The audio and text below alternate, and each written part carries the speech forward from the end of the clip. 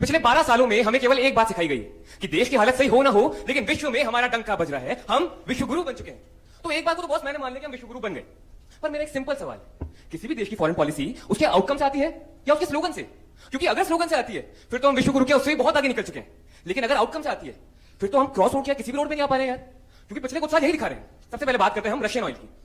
Russia और Ukraine war के दौरान जब पूरा वेस्टर्न वर्ल्ड हमारे ऊपर, भारत के ऊपर प्रेशर बना रहा था कि हम लोग रशिया तेल खरीदना बंद कर दें, तब भारत ने अपना नेशनल इंटरेस्ट चुना और रशिया से बढ़िया और सस्ता तेल लिया।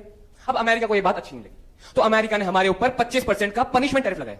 पनिशमेंट, हम कोई गुनाह कर रहे हैं और अमेरिका हमें बताएगा कहां से तेल लेना है, कहां से नहीं लेना, किससे ट्रेड करनी है, किससे नहीं करनी, कब करनी है, क्यों करनी है। और बदले में हमने क्या किया? हम लोगों ने सवाल पूछा तो बहुत दूर की बात है, हम लोगों ने हमारे ऑयल इंपोर्ट को भी कम कर दिया। वाह! देखिए एक बात तो आप भी मानेंगे, चाहे आप किसी पक्ष के हो, भारत सरकार को एक काम करना बहुत बड़े तरीके से आता है, जी हुजूरी। अमेरिका ने कहा ईरान से बिजनेस मत करो, हमने कहा जी हुजूर। अमेरिका ने कहा तुम हमारे लिए अपना agriculture sector, I repeat agriculture sector खोल दो, हमने कहा जी हुजूर। अमेरिका ने कहा हम तुम्हारे पर 18% और तुम हम पे केवल 0%, तब भी हमने क्या कहा? जी हुजूर। तो आखिर कब तक हम लोग फॉरेन पॉलिसी के नाम पे जी हुजूर खेलते रहेंगे? देखिए एक बार झुकना मजबूरी हो सकता है, 2 बार झुकना डिप्लोमेसी हो सकता है, लेकिन बार बार झुकना केवल और केवल स्ट्रेटेजिक डिपेंडेंसी है जनाब। अंत में बस इतना कहना चाहूंगा कि झुककर जो लिया जाए वो सम्मान नहीं होता और डरकर जो लिया जाए वो निर्णय महान नहीं होता है।